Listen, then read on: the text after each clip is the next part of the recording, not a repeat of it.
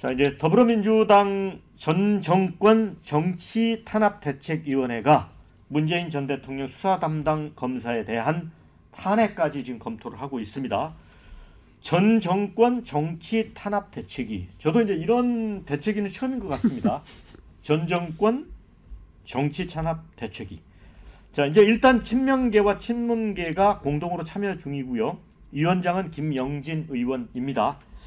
자, 이른바 이제 명문연대가 검찰을 향한 반발을 점차 강화하는 모습입니다. 대책위 관계자는 추석 연휴 뒤에 양산 문 전 대통령 사저를 방문할 예정이다. 수사 검사에 대한 탄핵 소추안 발의까지 고려한다는 방침입니다. 이게 이제 발의되면 법사위 탄핵 청문회를 여는 등 여론전에 나설 수 있을 것 같습니다. 그런데 아시다시피 이제 민주당이 이정섭 대전 고검 검사 등에 대한 파면 요구했지만 헌재는 재판관 9명 전원 일치 의견으로 기각해 실효성에는 의문이 제기가 되고 있습니다. 지난 총선 때는 비명 행사 뭐 이런 말이 있었지 않습니까? 그리고 문재인 전 대통령이 3명을 특별히 얘기했는데 그 부분도 반영되지 않았다. 뭐 이런 얘기도 있었고요. 그런데 일단 그 문 전 대통령에 대한 일가에 대한 수사가 이제 본격화되면서 그 두 세력이 서로 한 배에 올랐습니다. 5월 동주라는 말이 있죠. 원수가 한 배 오른 걸 이제 표현하는 건데 그 두 세력이 원수까지 됐는지는 해석 여하에 따라 다르겠습니다만은 일단 5월 동주가 됐습니다. 또 양측의 강성 지지층에서는 여전히 그 원색적인 비난이 오가고 있습니다. 또 연내 귀국이 예정된 김경수 전 지사 행보가 본격화한다면 친문계와 또 친명계 역시 다시 또 딴 마음을 먹고 경쟁 관계 내지는 적대적 관계가 될 수도 있습니다. 자, 이거는 어떻게 봐야 될까요? 김준욱 대변인. 저는 이걸 지금 5월 동주다 이런 표현들이 있는데 저는 그거에 동의하지 않습니다. 특히 윤석열 대통령과 한동훈 대표가 운명 공동체론을 지금 얘기를 하고 있지만 결국은 이 두 분도 이 차별화를 할 수밖에 없는 운명에 처해지는 상황 아닙니까? 근데 저는 오히려 지금의 문재인 전 대통령과 이재명 대표의 어떤 그 공동 대응 이것이 윤석열 정권 안에서는 깨질 가능성이 거의 없다. 저는 그렇게 판단을 합니다. 왜냐하면 지금 검찰의 이 수사권, 기소권 남용이라는 부분 이것이 결국은 정치 보복, 정치 탄압이라는 형태로 이재명 대표에게는 이미 여러 건의 10건이 넘는 기소 또 4개의 재판이 진행되고 있는 상황이고 또 문 전 대통령 가족의 어떤 그 특혜 채용 의혹에서 시작된 것이 지금은 문 전 대통령을 직접 겨냥하고 있는 이런 수사로 방향이 옮겨져 있기 때문에 이 과정들은 결국 윤석열 정부 안에서 는 지속적으로 이어질 것이고 그런 상황이라면 5월 동주가 아니라 상당히 끈끈한 동맹관계로 갈 가능성도 있다. 저는 그렇게 해석합니다. 동맹관계로 간다는 얘기를 하셨는데 지금 추경호 원내대표 같은 경우는 방탄동맹이라고 하지 않습니까? 일본이랑 독일도 2차 대전 때 동맹이었고 일본과 미국이 싸웠습니다마는 전쟁 이후에 일본과 미국이 동맹 맺지 않았습니까? 그런 겁니다. 이 동맹 제가 볼 때 얼마 못 갑니다. 왜냐하면 지금 이재명 대표가 솔직히 얘기해서 본인이 피해자고 본인이 다음 달에 1심 선고가 되어 있기 때문에 문재인 전 대통령을 신경 쓰는 겁니다. 이분은 문재인 전 대통령 싫어해요. 근데 지금은 어쩔 수 없이 그냥 영끌이라 그러죠. 영혼까지 자기들 지지층을 다 끌어모아야지 그나마 투쟁할 수 있는 동력이 생기는 겁니다. 그래서 문재인 전 대통령과 일종의 밀월 관계를 맺는 것인데 저는 이 밀월 관계가 만약에 이재명 대표 1심에서 유죄가 나와버린다고 하면은 금방 깨질 거라고 봅니다. 그 앵커께서도 말씀하신 것처럼 연초에 3명에 대해서 특별히 공천 부탁했는데 그것도 묵살해가지고 그 뒤로 민주당이 사실상 분당한 거 아니겠습니까? 저는 그 전철을 따라갈 것이라고 보고 있고 또 민주당이 언제까지 이렇게 법치를 유린하는 정치 행태를 보일지 저는 참 우려스럽습니다. 말씀하신 것처럼 검사들을 향한 탄핵을 계속 남발하고 여러 가지 탄핵에 대해서 발의하고 했습니다마는 민주당이 발의했었던 탄핵안 중에 헌법재판소를 넘어간 게 있습니까? 없습니다. 왜 그러냐면은 민주당이 아무리 이렇게 탄핵을 주장해도 그것이 법리적으로 보든 뭐 정치적으로 보든 그 무엇으로 보더라도 말이 안 되기 때문에 지금 헌법재판소에서 통과가 안 되는 겁니다. 심지어 문재인 정권 때 임명한 헌법재판관들조차도 그러한 판단을 내린 거 아니겠습니까? 이러한 식의 지금 탄핵을 남발하는 것은 결코 국민에게 좋지 않고 대한민국의 헌정을 흔들고 우리가 지금까지 지켜왔었던 법치를 유린하는 것으로 저는 민주당이 좀 반성해야 될 지점이라고 보고 본인들이 추진했었던 검사 탄핵이 현재 그 헌법재판관들 전원회의에서 기각됐다라고 한다면 최소한의 유감 표시라도 있어야 되는데 그런 것이 없다라는 것이 저는 좀 개인적으로 민주당이 유감스러운 생각을 갖고 있습니다. 장 기자님, 네. 궁금한 게 수사 검사에 대한 이제 직접적인 탄핵이라는 게 언뜻 국민의 눈높이에서 보면 이게 과연 문 전 대통령 일가에 대한 수사이긴 하지만 민주당이 이렇게까지 깊숙하게 가는 게 수지가 남는 장사가 될까?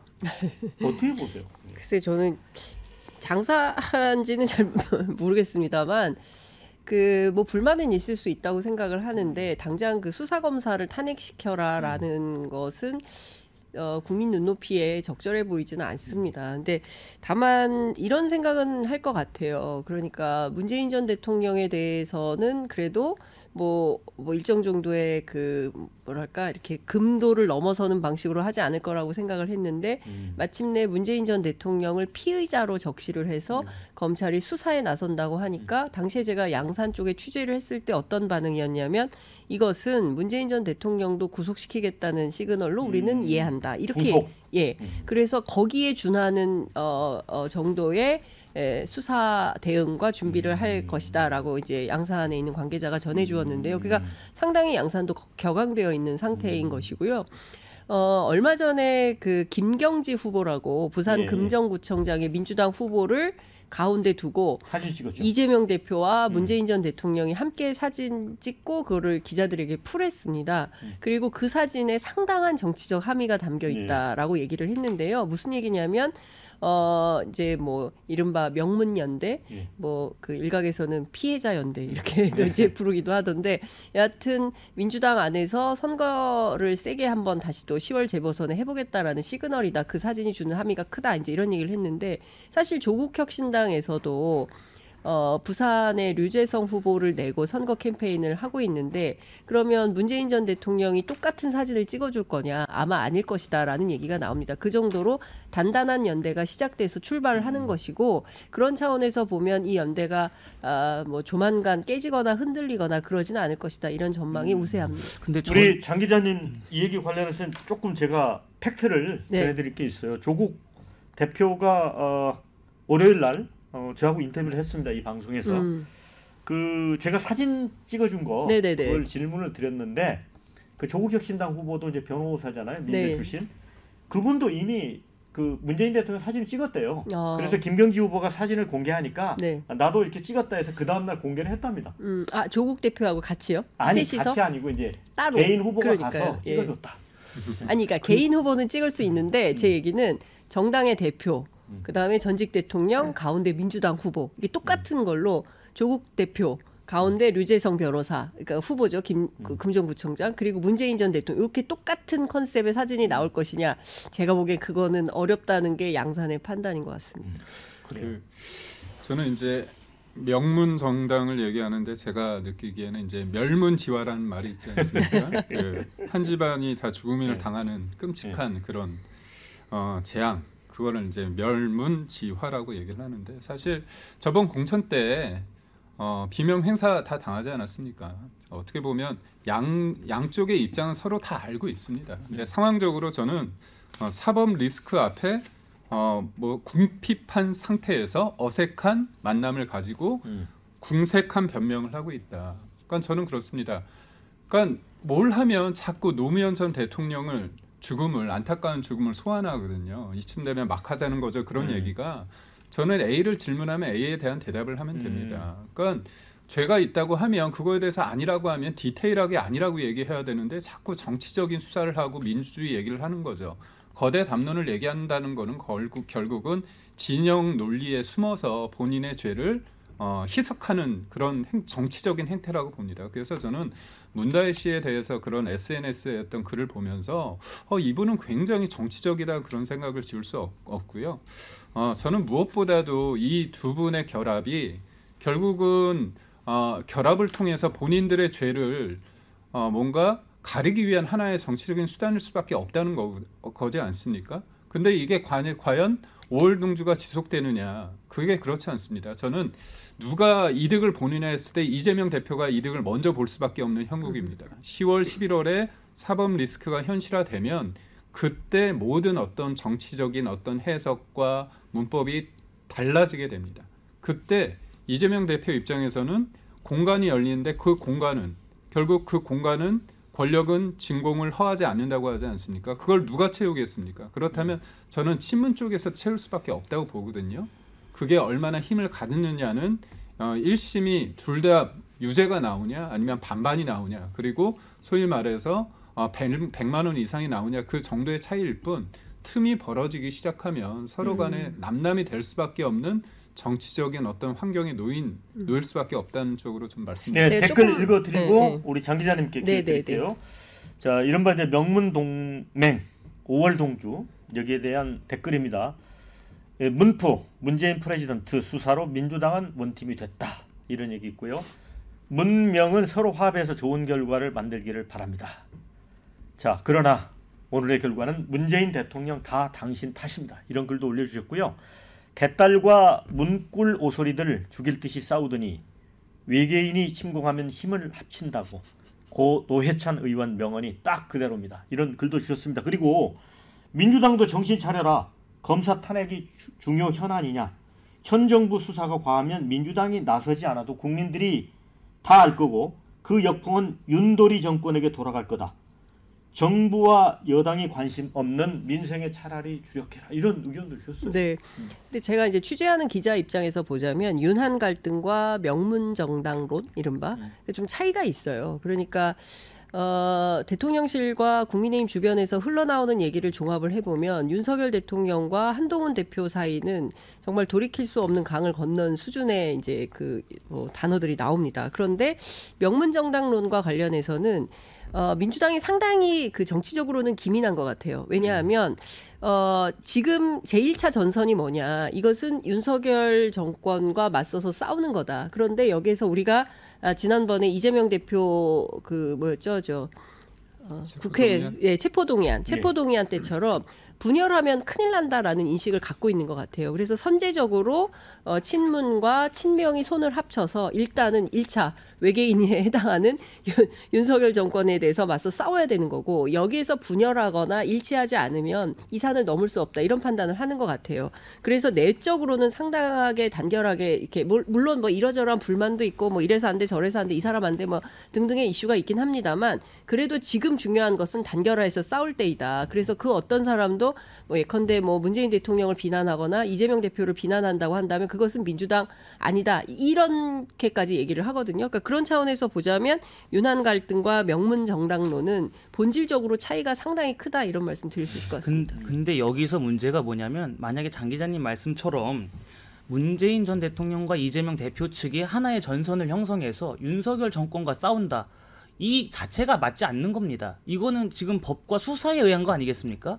그럼에도 불구하고 법치를 부정하고 검사 탄핵을 계속해서 반복하면서 전 정권 정치 탄압 대책위를 만들었다. 이거는 이 명문 이 양측이 뭐냐면 대한민국의 헌정 질서 그리고 우리가 지켜왔던 법과 원칙에 맞서겠다라는 겁니다. 윤석열 정권에 맞서겠다라는 게 아니에요. 그게 얼마나 천박한 인식입니까? 그리고 아까 장 기자님 말씀하신 것처럼 만약에 양산 측에서 격앙이 되어 있다. 문재인 전 대통령을 구속시키려고 하는 거 아니냐. 그것 때문에 굉장히 지금 흥분해 있다라고 하는데 저는 흥분하라는 말씀 드리고 싶지 않습니다. 당당하다면 국민 앞에 떳떳이 나서서 본인들의 무죄를 입증하면 되는 겁니다. 그렇지가 않고 구속할까 봐 격앙이 되어 있다? 아니 박근혜, 이명박 두 전직 대통령은 구속했을 때 그런 얘기 했습니까? 그때 법과 원칙에 의한 정의로운 수사하고 정의로운 사법부 판단이라고 하지 않았습니까?